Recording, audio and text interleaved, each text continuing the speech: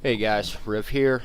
Been promising this the PubG loot system video on the PubG forums. And plenty of people seen it, and I'm always ranting and raving about how the loot spawn is not technically like completely random. There is a pattern to it, and the pattern basically is the flight path.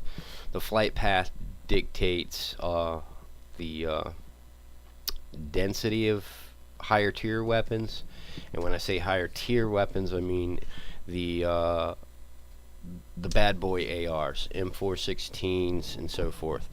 And as far as top tier 1 gear, top tier gear, we're talking the level 3 vest, helmet, and backpack.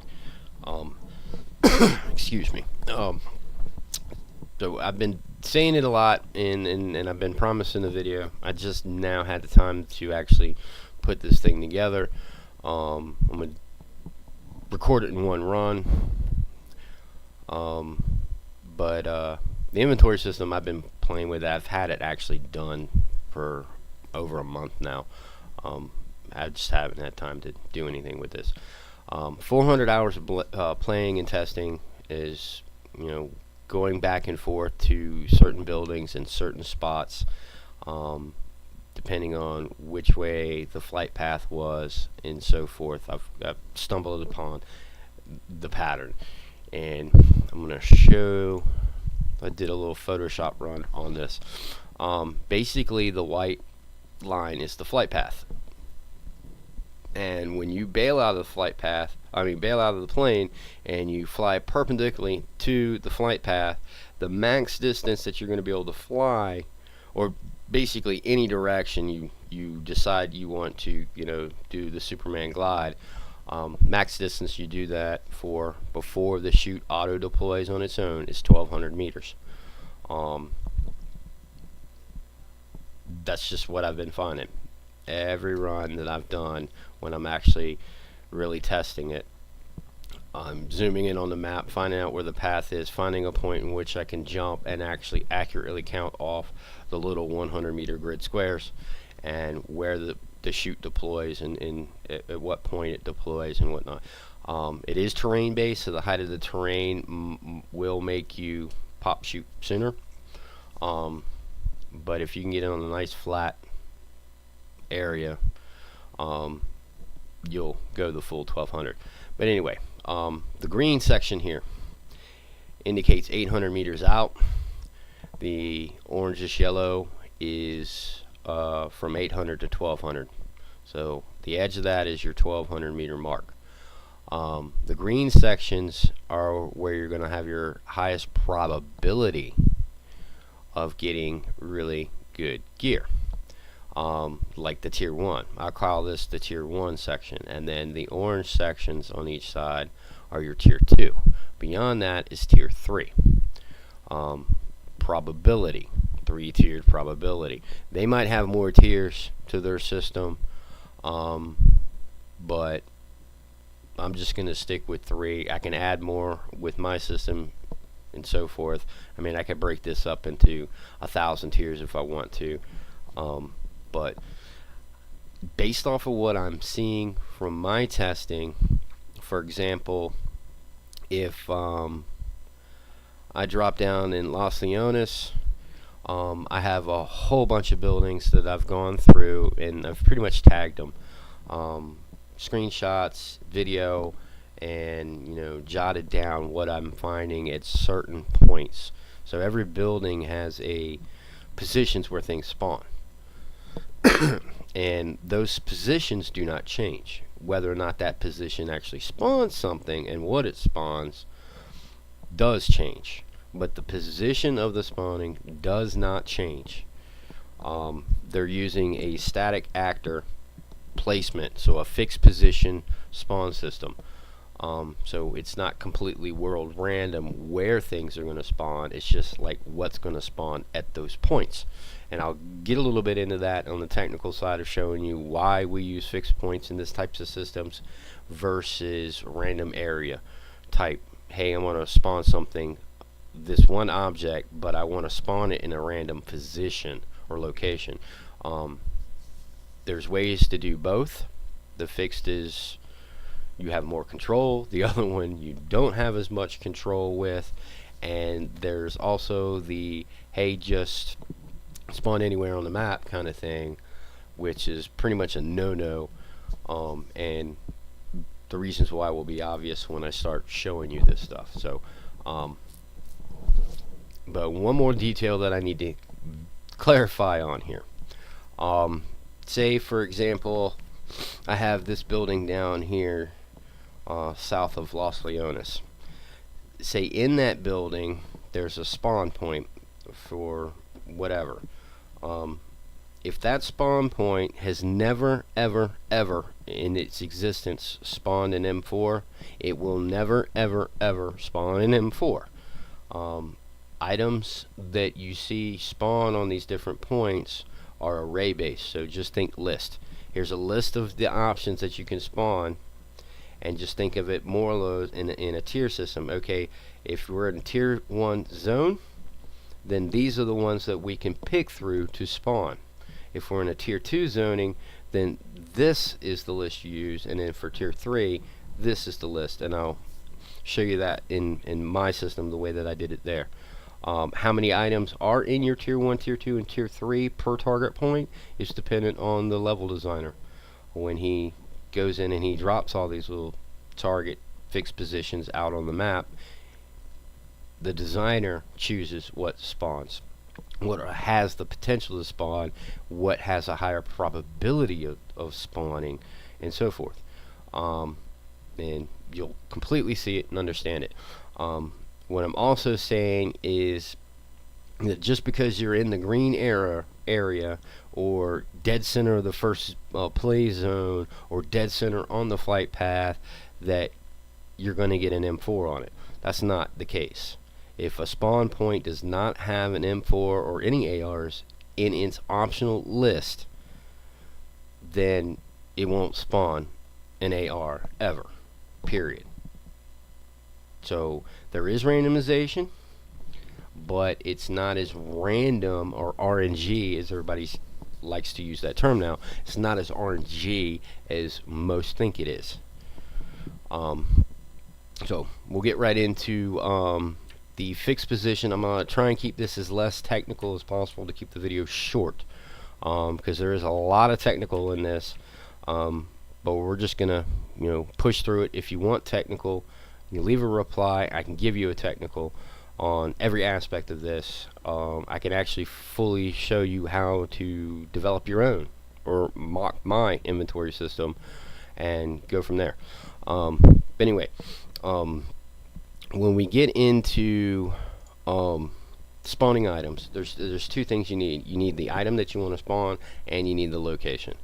And location, so let me just pop something on here. Let me just pop this cylinder. Yeah, there's my cylinder. So I got the cylinder on here, and you'll see right over to the left I have the transform, and that tells me the coordinates X, Y, and Z of that item's origin point, which is the center of that. And let me get down here. I need to slow my camera down a little bit so I'm not going crazy speed. And pop in the wire view.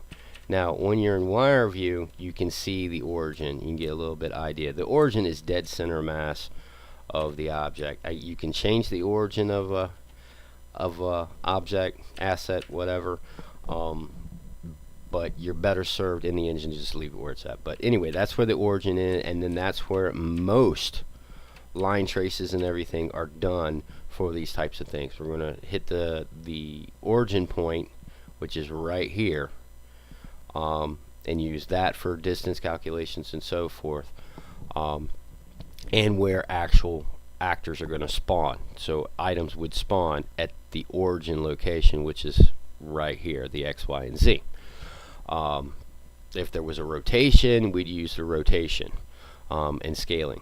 So these are the three base parent measurements that we use for placing items in the world. But as you can see, there's an origin on there. And let me go back to lit. And while I'm here to give you, guys, a better idea of the scale of things.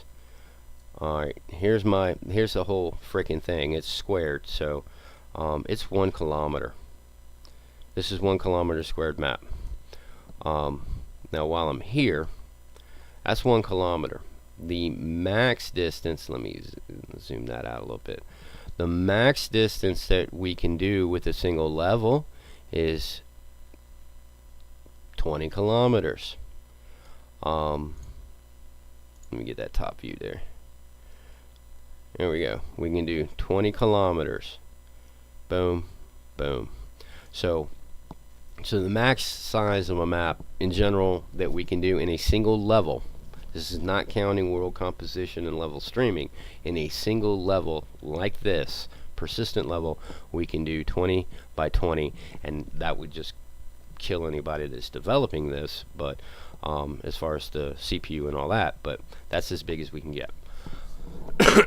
But I wanted to show you that. Now, when it comes to how, picking a location, so your system or the server or whatever agent you're going to have actually spawn the items, like the client can actually do those calculations and actually spawn things. You won't see that in multiplayer because your client's randomization might be different, is going to be different than everybody else's randomization. So you'll run to a point at this, say like this was a spawn point for an item, you would go there and you would see one thing. The next guy that comes in, he's going to see something different, and so on and so forth. Nothing is uniform.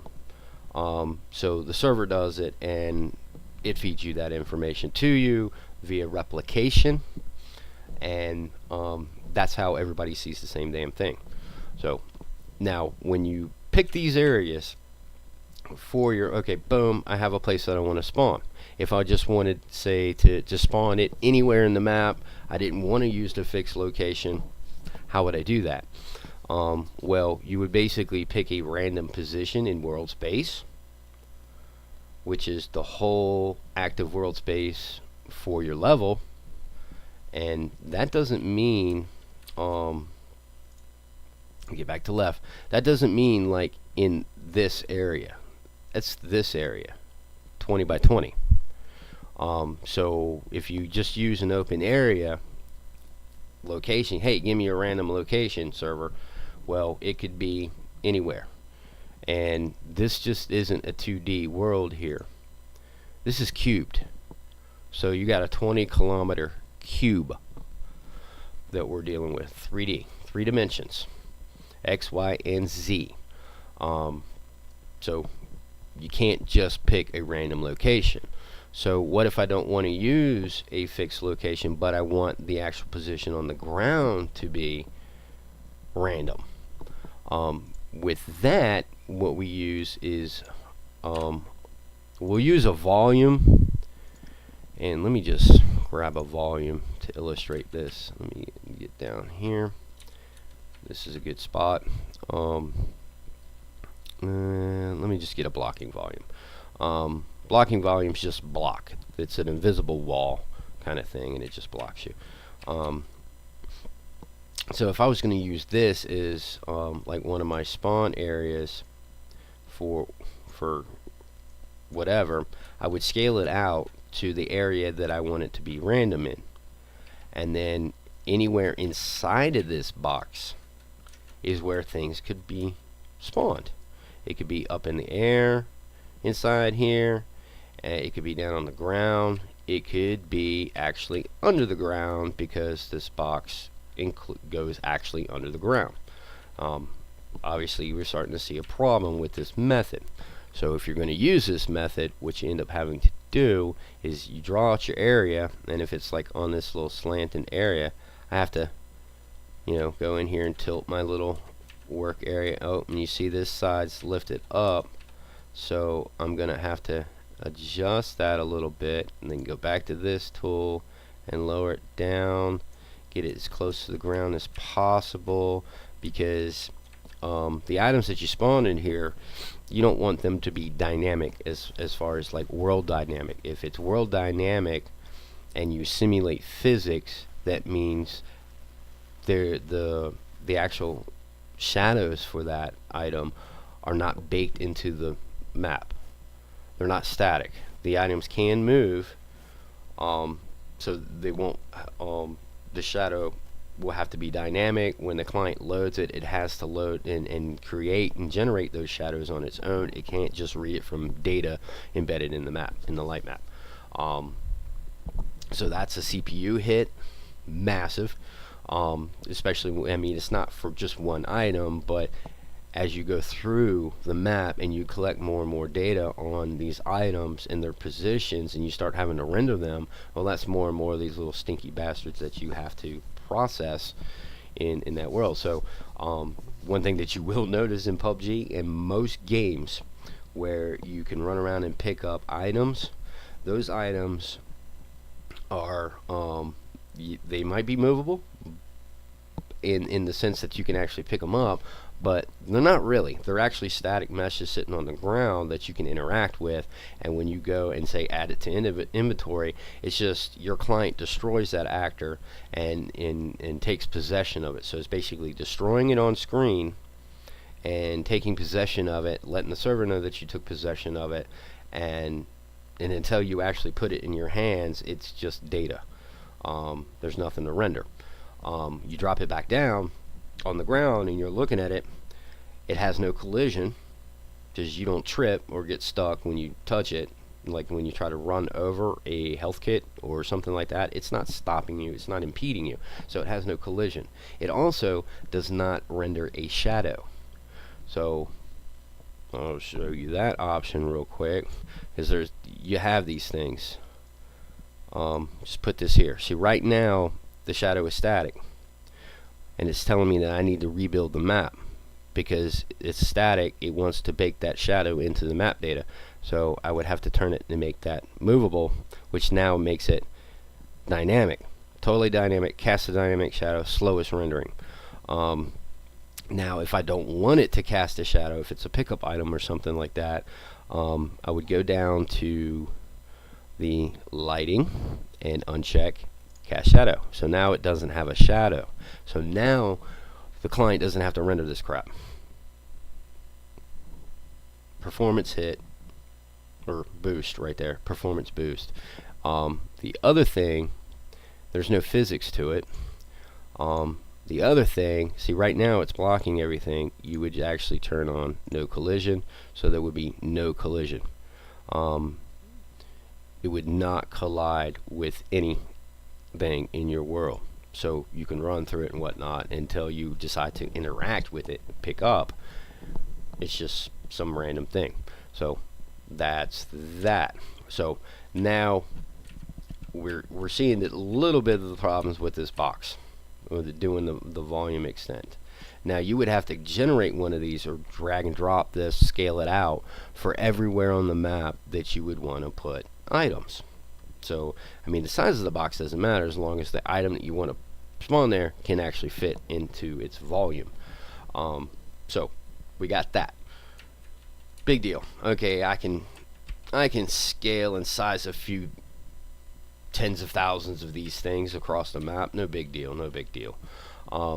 Okay, that's great. Now if you're going to spawn it and it spawns up in the air, it has no physics, you're going to have a floating object. It's just going to float there. So you're going to have a I know you've seen this in PUBG. You've seen like bushes floating out in the air off the ground, vehicles floating off the ground, that kind of thing. With that, those are static meshes and they're supposed to be on the ground. They just got shifted around when somebody's doing something with the map. But in general, if you see a gun floating, we got issues. But so there is a bit of physics there. So when you like drop something gets placed at the ground. You would think that, but technically it doesn't. The actor just places it at that location, at that ground location where you are. It's like a little bit off to your left. So it would take your world location, take a find a distance to, from your waist level down to the ground, and then skew off a little bit left and right, or a zigzag off to the left, do a little rotation thing. Boom. Here we're just gonna drop, kind of spawn this thing right there. So basically you're actually, when you drop a weapon in game or discard something, you're kind of like dropping one of these spawn actor things onto the ground, and then the server just immediately spawns it what needs to be there, or you spawn it as a client and then send the data back to the thing. Hey, I dropped it, and the server replicates it on its end. But now we got this aspect of it. The other tricky little pain in the ass thing with this is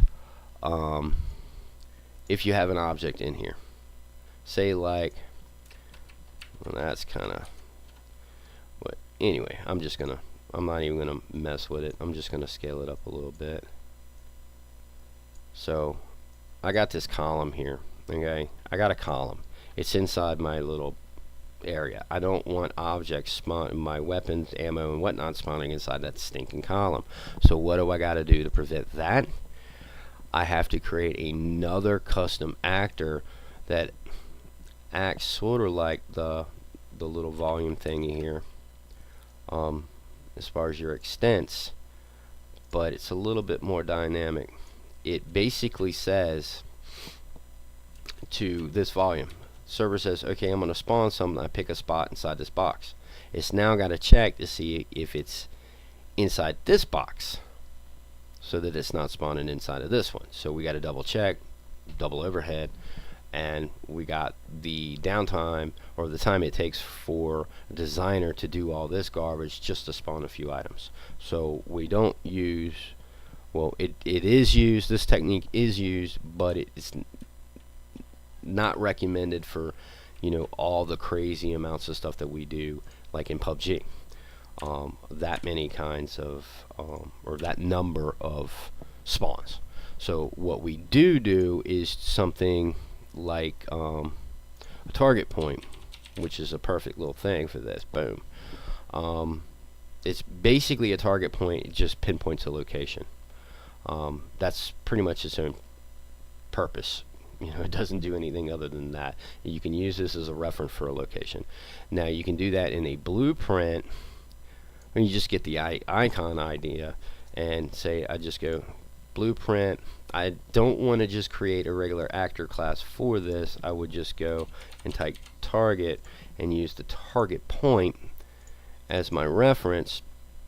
And what this does for me is it just inherits the sprite component, so I get this, so that when I drag these things out on the world, see, that's the original target point. Now when I drag these things, this guy is the new blueprint thing we just did, and it's just a location for me. It lets me apply an actor to the world, and it brings back a location for me. So now I can say, I can go in here and code the thing to spawn some random item for me at that location. That simple. And this is what we use. This is more than likely what PUBG is using. In any other game that has to spawn a lot of crazy stuff across the world, but have it randomized. If it's the same crap every damn time that it's going to spawn at the same exact location, then you don't use this type of method. You just actually put that item there. You just drag it in. So like, let's see, static meshes, inventory. Say like, oh, boom, I want that gun there. That's what you do. There's no randomization. All I got to do is, hey, put this thing in the world, and then I just tweak them around. Boom, lay it down. Get a little angle on them. So he's a little bit more with the terrain. He's sinking too low. Turn off my grid, and then I can adjust as needed. There we go. And then do all the little crazy things I need to do to it. But we're doing random, so we're not doing it that way. Let me get rid of him. We're gonna do it with the blueprint. Yes, get out of here. I don't want to deal with you. But that's the way we would do it. That's the way PUBG's doing it. But it's a little bit more dynamic than that. and it's more along the lines of creating inventory arrays. Alright, these are editable, so when I drop one in, so let me just get to a spot where I have one of these damn things. We can just get right into this dirtiness, and I'll drop my camera back down. Alright, so I have these little pads, a couple of them on the thing. So basically, I drag this out, plop it down. Okay, something's going to spawn here. What? Well, I have 3 arrays that I need to add items to. Tier 1, so if it's a tier 1 zone, if this falls into a tier 1 probability zone, well, I want to pop tier 1 items. So, T1. Oh, I want more T1 items. How about a shitload of T1 items? Well, this just adds the probability. So basically, 2 items is a 50-50. 3 items is 33%. 4 items is 25%. 5 items, it's a 20% probability of which item is going to spawn when it falls into T1. And then you do the same thing over here. And then you go down to this one and do here.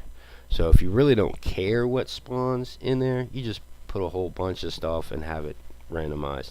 If you want to double up priorities, let me just trash can these real quick and start over. Say I put a T1 weapon, and then I'm going to say T1 booster, and then I'm going to say T1 health, and then how about T1 ammo? So I got 4 T1 things in there, all different.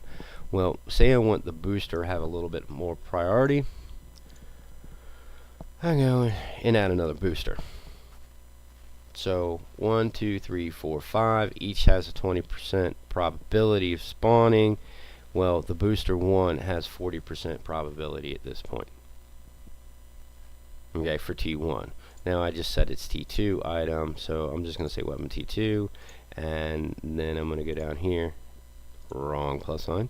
And for this one, I'm going to do a T3 and a T2 booster.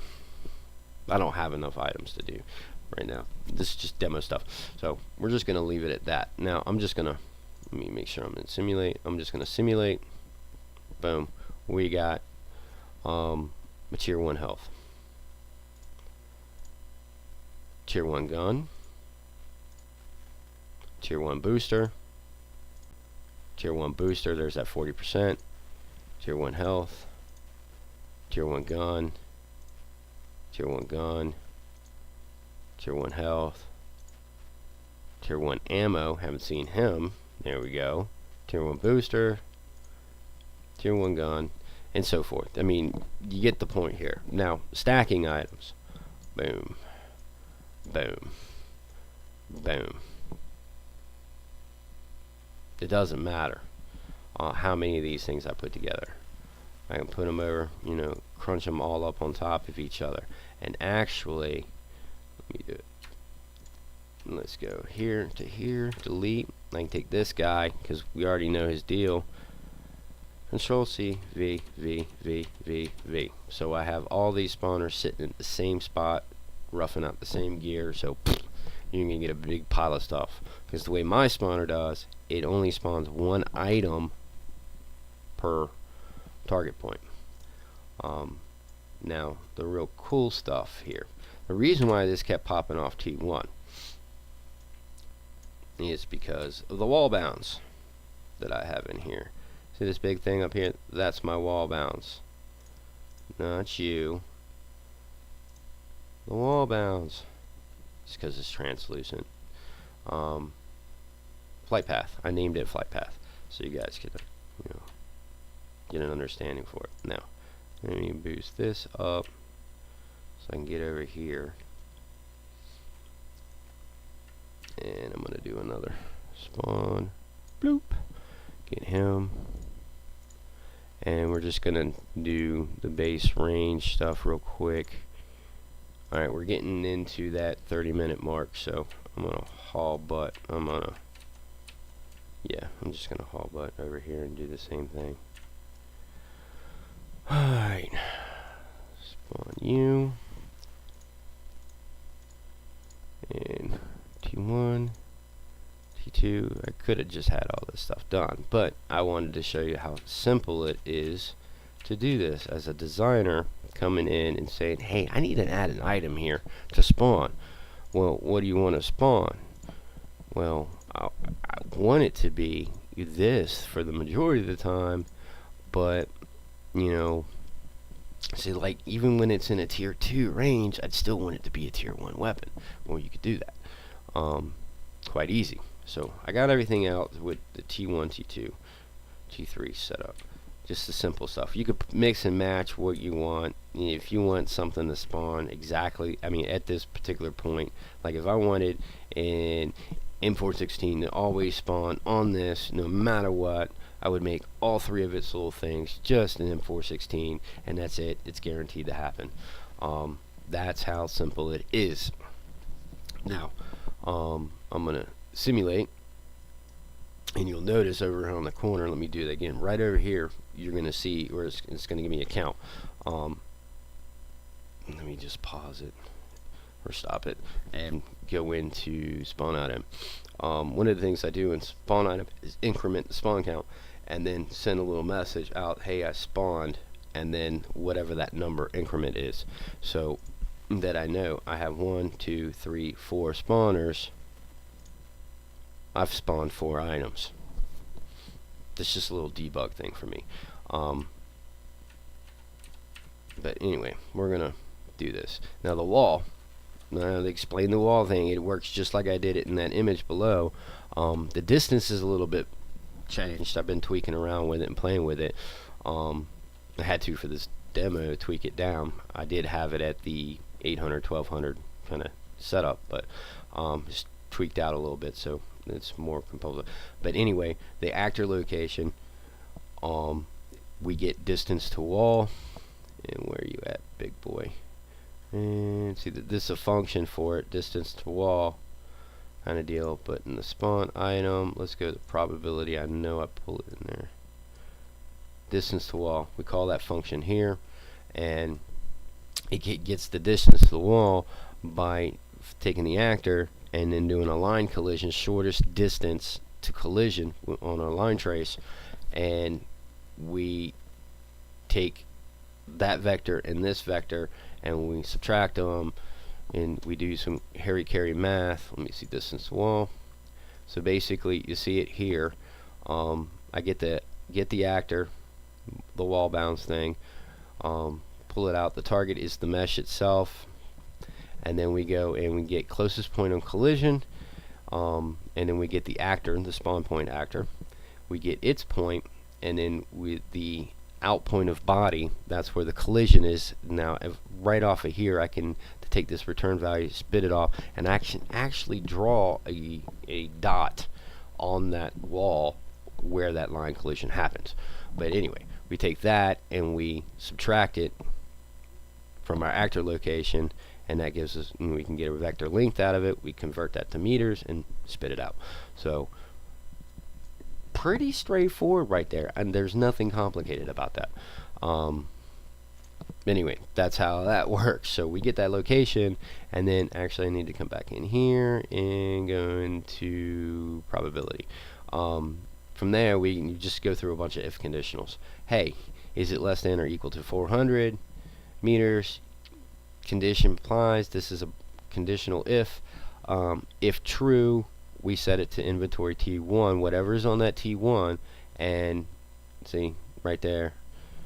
So there's that T1, because I have it selected. That's everything that's in that current T1. We apply that to this array, which is this down here, item class to use. So, or basically items that we can use, and we just zigzag through this to set. There's inventory 2, we're going to set item class to use, and then we have the inventory 3, and we just set that value. And then on the spawn, it's basically we're getting that value right there, item class to use. So there's probability, we're calling probability first, and we get that item class to use, and then go through all these little things. Hey, if there's an item, if it's set, yada yada, we spawn the actor at the location. And this is get the actor location, get the actor's rotation for that little target point, and we'll make a transform for that, and then we'll spit it out to spawn the actor. And then after that, we're going to increment, do our little thing, and then our printer thing. So it's pretty straightforward stuff. So you can increase the probability, add modifiers, and all kinds of stuff to do this, but that's basically what the wall does. So so we can go down here and see, what did I get down here? We're going to play it. We got a booster there. Whoa, we got a booster there. That's tier 1 stuff. So let's pause or stop this. I'll go to the perspective, and we're gonna simulate that we are randomly picking where's this thing gonna go. We're gonna simulate the server picking. Whoa, I need to turn that back on. Where the new flight path is gonna be. Actually, let's do something crazy like this. Like this. Boom. We're going to simulate the flight path is way over here. Douchey. So everything over here is just crippled. I don't even have to save this. That's what's cool about it. See, it's moved over here. And this is our little dude over here. He was a T1. So way out here, we should start seeing the T2 and T3 stuff. So, boom. All have been spawned. Did I put anything on this one? Yeah, I did. No. Let's see. What was that? That's a T1, so we're still in T1 range. And that's a T2. And that's a T2. So we're still, we're within that 1200 meter kind of, or not really 1200 meters. It's a wacky little dimension that I'm using right now. And that one way over here in this area is going to be a T1. So, I want to try and get that as a T3. So go to the top, and we know this is the wacky. Yeah, that's the way. We're going to get this guy, and we're going to spin him like this. And I'm going to take him and put him way over here. Yeah. And that should do it. We're going to go back to perspective, and we're going to play. And that stuff T1 way over there. So we should be getting some of that T3 stuff right now. Yeah. Yeah, there we go. There's that T3. And there's that T3. So I'm just going to stop, and I'm actually going to play from viewport. Whee! So I got that T3 gun in hand. This is a Nerf cannon. And there it is.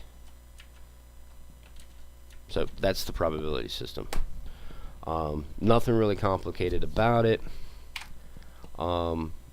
Basically what you just need to remember with this and start doing some testing is test that distance, and if you have a favorite spot that you like to go, okay, I'm gonna give you some insight on some few buildings here, like Los Leones. Wish I had a zoom on this damn thing.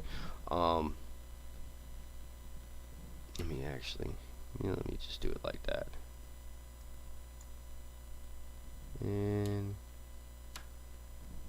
I hate this. Alright, on Los Leones, this section right here. See this little building over here? There's two concrete slab buildings. One's open, it's like unfinished, and then one seems mostly finished. It's got the one that's got that little patio area with the crates and crap on the back of it. You can climb up and get on the very top. You'll see these buildings clustered together all around the map. This one, this one, and this one. There's 3 of them here. These guys usually have ARs if you're in this zone. Now, if it's like on this version here, we got it going diagonal. These 3 buildings right here, there's a chance that they'll still spawn an AR. Don't get your hopes up for it.